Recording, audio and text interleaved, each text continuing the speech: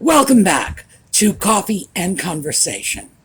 The bad cat is not with me, but I do have this. This was a gift from Steph from our Sumi's Angels. And the angels themselves, the four ladies who moderate that site, are just incredibly creative and crafty and artsy, and just the stuff they come up with is mind-boggling. So I don't have my Audie coffee cup with me either, because I am filming this in 90-degree heat, and I am not about to make things worse with coffee. Oh, and by the way, I do know that drinking something hot does theoretically cool you down a little, but something about 90-degree weather makes me question that. So, when we come back, we are going to talk about fabric. And the reason for this is because a lot of you have expressed an interest in getting more into clothing, how it's made, how you care for it, how you purchase it. And I thought this would be a really, really good opportunity because we're in the midst of a little mini heat wave here. Okay, so when we come back.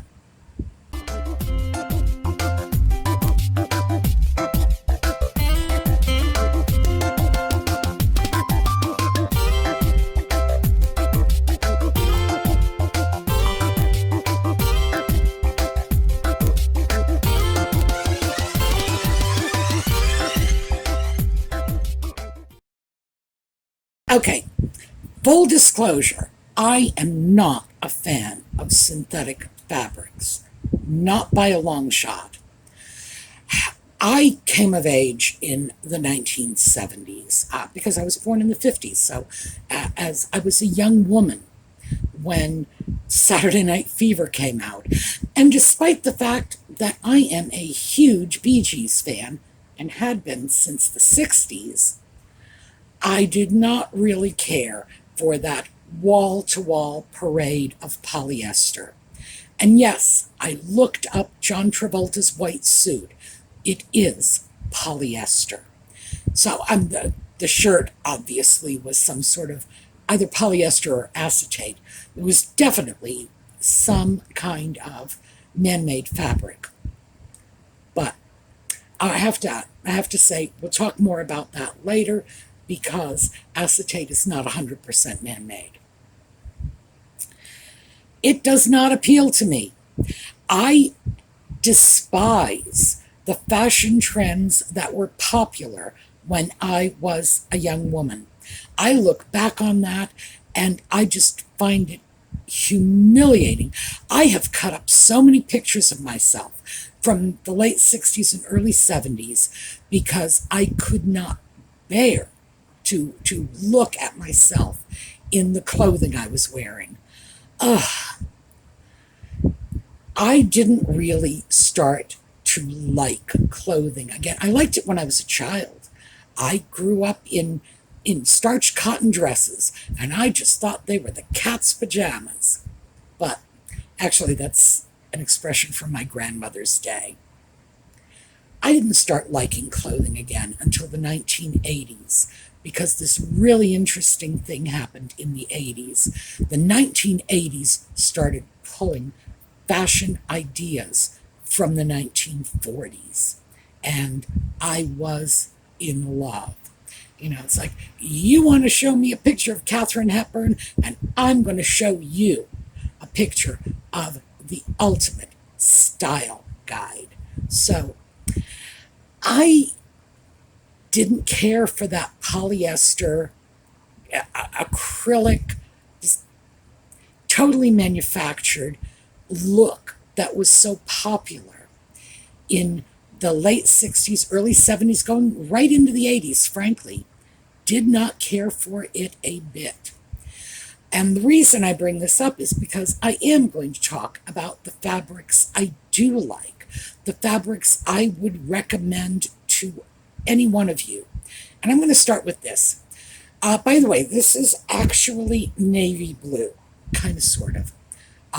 I bought it as navy blue, and I'm kind of taking their word for it that it really is navy and not black, because the truth is, I can no longer tell the difference between the two. I have to make sure when I buy something in black, I don't get something in the same style in navy blue. It's just no, no. Otherwise, I will be hopelessly confused. I did, in fact, get two pair of shoes, one in black, one in navy. It's a lighter navy than this, even. And what I had to do was paint with black nail polish. The shoes have, let me show you pictures. All right, that'll make it easier. As you know, I have pictures of everything on my computer.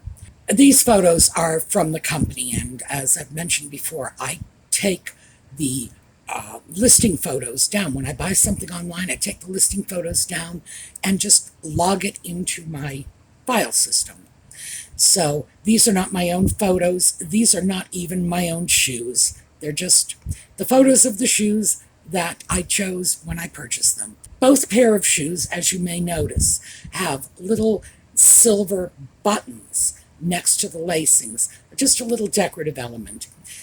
What I've done is I took a bottle of black nail polish and painted over the little silver buttons on the black shoes black, because I was tired of picking them up and carting them over to the window to try to get a better look. Which is this? Is this the black or the navy? Now, can't do it. Anyway, this is linen. Now, I know a lot of you probably think linen is very old-fashioned, very hard to care for, hard to wear. This is a linen jersey, by the way, and it's a linen black/navy linen t-shirt. It doesn't wrinkle. I can throw this in the wash. Now, when I do throw this in the wash, it's going to go into a little washing bag, just for delicates, and I throw underwear in there and whatever else. And when it comes out, I throw it on a hanger and let it dry that way. It couldn't be easier. And because it's relatively thin and lightweight, it dries so quickly. Now, I know people will say linen is see-through. No, as you can see. Here, let me just pull this. There, you see, if I stretch it, you can start to see, the color of my pale skin showing through. But no, it's not translucent. It is opaque. And the care is frankly a lot easier than if this were a 100% cotton t-shirt, because when I take cotton out of the wash, I really need to steam it. Not this. The wrinkles will fall out. Another argument I often hear about linen is, but linen is so expensive. But this cost me $6.99. I swear. And so no, I don't even know what to tell you. I would consider myself lucky if I got a cotton t-shirt for $7. And this H&M, by the way, $6.99. I grabbed a couple of them. Very comfortable. So it's 90 degrees out. And that's why I am wearing this, because linen breathes. A linen does a whole lot of great things. It breathes. It has a beautiful drape to it, so it always looks nice. And don't listen to anybody who says linen wrinkles so much. Some kinds of linen do wrinkle. Not all kinds of linen. And linen has antibacterial properties. So, if you want to wear something up against your body and it's hot out and you figure you're going to be perspiring, and after 2 or 3 hours that shirt is going to be smelling, not if it's linen, again, antibacterial properties. This is one of my very favorite of all of the fabrics out there. And I would say probably more than half of my shirts are linen or linen cotton blends, heavier on the linen than the cotton, mostly because I want that antibacterial property. I want something like linen that will absorb moisture, breathe, and believe me, linen breathes. It breathes a lot more than cotton does. This is my go-to for the summer. One thing linen does not do, and this is sort of, it's good for the summer, not good for the winter. Linen does not have a lot of natural insulating properties, not like wool. Linen is not warm in the winter. It's cool in the summer because it breathes, but it's not warm in the winter because it doesn't do a good job of trapping heat. Another reason it's so good in the summer. So let's talk a little bit about linen and where it comes from. Linen, historically, by the way, linen is one of the oldest fabrics, short of saber-toothed tiger skin, one of the oldest fabrics that we are aware of. Linen goes back thousands of years, and it's the fiber of the flax plant. And that's historically what it was. There are other fibers now that are considered to be linen, but traditionally it was flax. It was traditionally used in the Mediterranean climates, going down to the Fertile Crescent, the cradle of life, all that. Yes, we all remember that. We studied that in elementary school. As they were running around in their robes and their togas, it was linen. So linen has a long, long history as a human clothing fabric. It's also long been the traditional fabric for undergarments. Again, it is those antibacterial properties. People didn't know this, of course. They didn't even know what bacteria was until relatively recently. But they were clever enough to figure out, oh, I wore this for 2 hours and it smells. I wore this for 2 hours and it doesn't.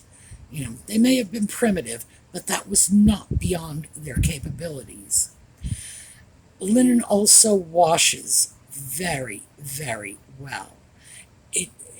It's one of those fabrics that you can wash and then throw out on the grass in the sunshine, and the sun will bleach out any stains or problems. Now, for us, that was not a big deal, and it still isn't a big deal unless you're inclined to hang your wash out, which, frankly, we should all be doing, but many of us don't do that because many of us are living in congested areas where, you hang it out, and after the traffic goes by for 20 minutes, it's no longer as clean as it once was. When I hang my stuff, I hang it indoors, and it's really, really great. So, I'm going to push linen on you. If you are not accustomed to wearing linen, get something, anything. Just get a $7 linen t-shirt and give it a try, because the comfort, especially in the summer, I promise will win you over. And yeah, you're not going to be throwing it in the clothes dryer, but most of your clothes shouldn't be going in the clothes dryer anyway. We're going to talk about that too. Linen is my number one choice. My number two choice is wool. And this is another one of the 4.5, I gotta throw a half in there, 4.5 natural fabrics out there. So, linen we've done, wool. Wool is a wonderful insulator. Wool is warm. Wool is just, so toasty. A lot of people will say wool is irritating and it's scratchy, and no. Good quality wool is soft. And if your wool is not soft, there are things you can do to make it soft. So that wool sweater that you find scratchy and itchy, here's what you do. You get yourself a bucket of water, just, a mop bucket, make sure it's clean, and you throw in a cup of vinegar. Swish it around and dump in that sweater and leave it there for a while. Go do something. Anything. Just let it soak in the vinegar water for a while. I don't know how long I leave my wool to soak in vinegar. To be honest with you, I just go somewhere and do something and come back when I think it's been long enough. Ordinarily, that's 3 or 4 hours. Come back, take it out, don't wring it. It's wool. Don't wring it. You can squish the excess water out of it, but then dump your mop bucket and then rinse it out. You want to get rid of the vinegar smell so rinse it out until it stops smelling like vinegar. And then you can sort of squish out, gently squish out. Do not wring and do not, attack it. Squish, squish, squish. I handle a wool sweater the same way I handle Audie the cat after he's had his bath. I pick him up and I just sort of squish the excess water out of him. But I love my cat, so I do not pick him up and twist him around like a pretzel. No. Oh, and then I wrap him up in a towel. You're going to do the same thing with your wool sweater. Once you've gotten the bulk of the water out, lay it out on a towel, lay it flat, put it in the proper shape, and then roll it up in the towel. That is going to get most of the water out. You can do that again and again and again, but eventually you're going to hit a point where you're not going to get the water, the excess water out. I usually don't have problems getting rid of excess water because I will often pick up my wet wool piece and throw it back in the sink, but in the colander. The colander. Sculapasta. I'm trying to remember what people call these things. That's it. I know two terms for it. I know the American colander and I know the Italian sculapasta. It's that colander thing with the holes in it. I'll get a picture and then I'll just pop it into the sink and let the excess water drip out. I can come back in about an hour and it'll be mostly dry. Wrap it up in the towel and that's it. Wool absorbs 1/3 of its weight in water. It's the most absorbent fabric out there. Cotton, by the way, is also very absorbent, but nowhere near as absorbent as wool. That is one of the properties that makes wool very desirable, especially in the winter. If you go out and it's snowing and you get wet, you don't feel cold. You don't feel wet because the wool is absorbing 1/3 of its weight in water. Wool is beautiful. There are so many things you can do with it, and wool comes from so many animals. Mohair goats, camel hair, although camel hair is usually considered separate. Rabbit, Angora. Angora fibers are from rabbit. Quick digression. I have to tell you about a woman I knew years ago. She was an actress. I'll pull a picture of her. Her name was Susan French. She's passed on.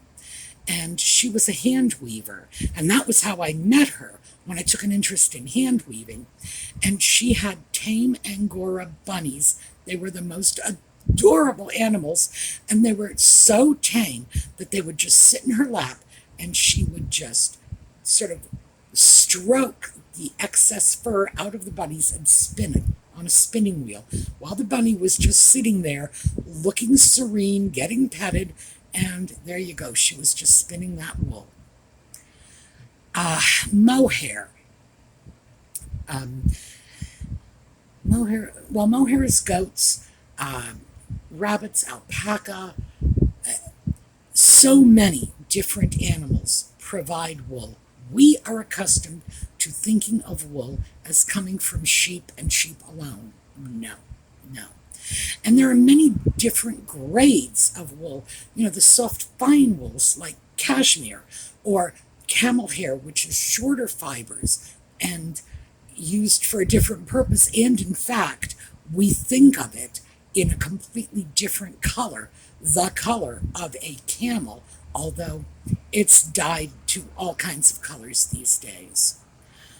Wool is terrific, strong, durable, same sort of antibacterial properties as linen, not as much though. Wool does well, linen does better when it comes to the antibacterial properties. But like linen, toss it out on the line. It'll air out, and basically you're pretty much clean. So I would say wool is my number 2 favorite fabric. Next up, and frankly these two are tied, I have to put cotton in the number 3 spot. Cotton is a really useful and valuable fabric, and it very much took over for linen. Cotton was easier to process than linen, took dyes better. Took dyes better, and was a lot cheaper. And that's basically what happened to the linen industry until fairly recently, because until recently it was hard to get linen fabric. Now that people are becoming aware of the virtues of linen, it's getting a lot easier to have linen fabric available at good prices. It's excellent prices. Cotton was the go-to fabric for a good 100 years in the U.S. and in other parts of the world too. It is highly absorbent, not as absorbent as wool. It takes dye beautifully. It is very inexpensive. Once we were able to gin the cotton economically. Cotton has a bad reputation. It was a commodity that was inextricably linked to the slave economy in the American South. But cotton's value as a fabric is what enabled it to get past that for some of us and move into the 21st century without carrying very much of that stigma with it. Cotton is soft, it is comfortable, you can bleach the daylights out of that. All my bed sheets are white cotton. I would not use linen bed sheets because I bleach the daylights out of it. I really do. And linen doesn't take too well to chlorine bleach. And I do this just for hygiene reasons. I've been doing this for a very long time. Cotton washes up beautifully in very hot water. It is, in many ways, it's a miracle fabric. If you want to go out and get something durable, attractive, and inexpensive, sure, cotton is a great way to go. And that's why it's number 3 on my list. Number 4 is not the 4th natural fabric. I'll get to that in a moment. The 4th of the natural fabrics is silk. And silk is beautiful, it's soft, silk takes dye just wonderfully. You can process silk, as it's being made into fabric, into everything from thick, heavy peonies and jacquards, right down to gauzy silk tissue fabric. And it's gorgeous. The reason it's not in the number 4 slot on my list is because it is very hard to deal with. The maintenance of silk is tricky. Not all silk can be washed. A lot of silks, you put them in water and the water stains them in weird and unpredictable ways, so you don't want that. It's not just a question of the silk may have to be dry cleaned. I have some really, really beautiful pieces of antique textile where the silk has just disintegrated over time. Definitely a problem. This is not a permanent fabric. Silk will crumble over time. And you never know which kind of silk is going to fall apart the quickest. Some silks have lasted for a couple hundred years. Other silks, 30, 40 years from now, they are falling off the hanger. And again, you're never really going to know which is which because we don't know how they're processed. Silk is beautiful. It's a luxury fabric, no question about it. I do have a couple of pieces of silk in my wardrobe. I take very careful care of them, and it's not the sort of thing that I would wear on an everyday basis because I have to be mindful that it is going to require all that extra care. So that's why I'm not a fan of silk. What I am a fan of instead is, remember I said there were 4.5? Well, that little half manufactured fabric is my fourth choice, and that's rayon. I love rayon. Rayon was developed to be artificial silk, and it was very often called artificial silk or art silk when it first came out on the market.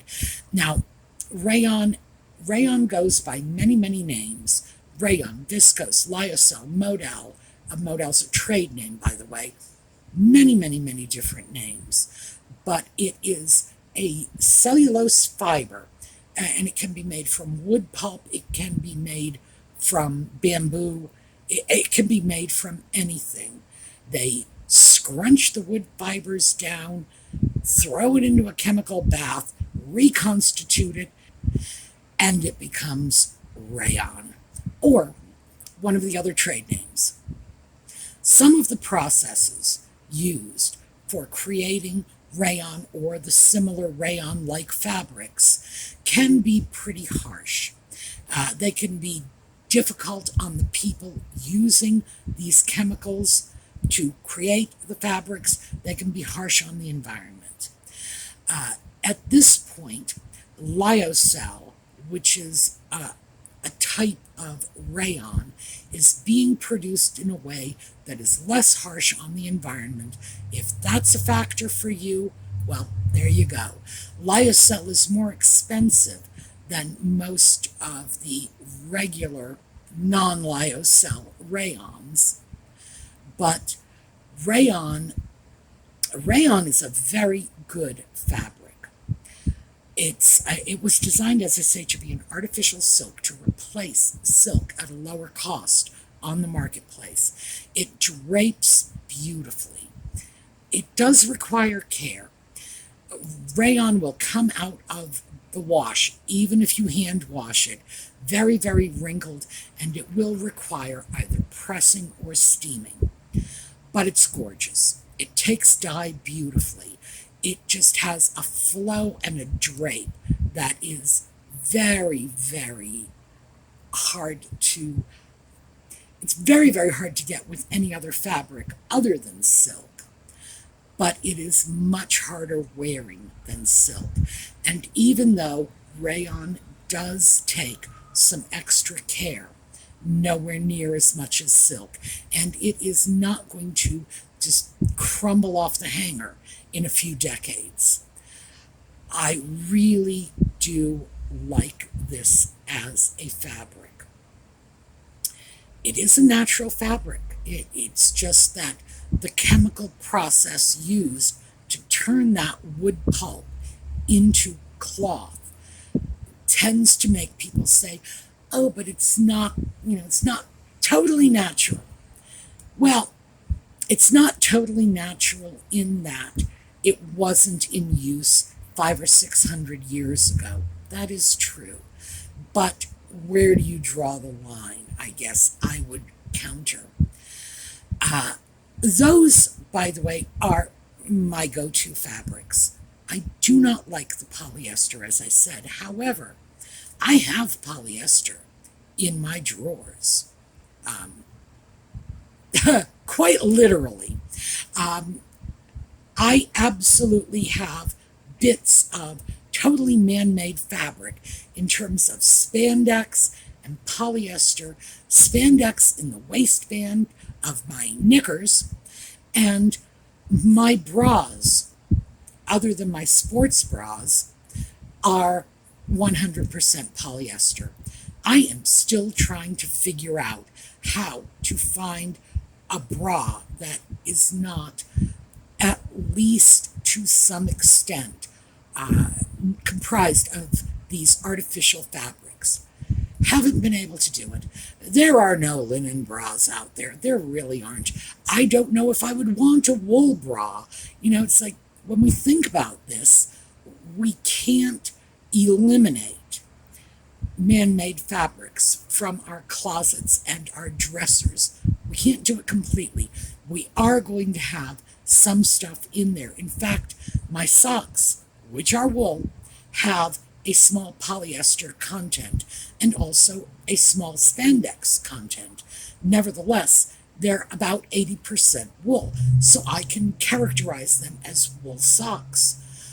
But for me, the issue is getting away from stuff like that polyester, the nylon, the acetate. Acetate, by the way, is one of those semi-rayon products. It does have an amount of organic material in it, in addition to the chemicals. It's just treated in a very different way, and I cannot deal with acetate. Again, it's a carryover from the 70s and, Saturday Night Fever. I didn't like that look then. I don't like it now. And I am so much more comfortable wearing real fabrics. So, I'm running out of time, so I'm going to have to wrap this up quickly. And I sort of just jumped down a few rabbit holes here, went off on a few digressions. I shouldn't have done that. We'll see if I can take some of that out in the editing process so that you're not sitting here listening to this for like an hour. For me, the real issue is my physical comfort in my clothing. I think we all just hit a certain age in life, and I'm hitting it, where we just say, no, I want to be comfortable. I am not going to sacrifice my comfort for a certain look or a certain style trend or a certain anything. If I am most comfortable in an old flour sack, then that's going to be what I'll wear. Fortunately, I'm not reduced to old flour sacks yet, but I do feel you should be comfortable first. So, there you go. My 4.5 favorite fabrics. Okay, I will be back tomorrow with more coffee and conversation. And in the meantime, we're going to take a look at a slideshow on the way out. So I will see you all next time. Have a terrific day.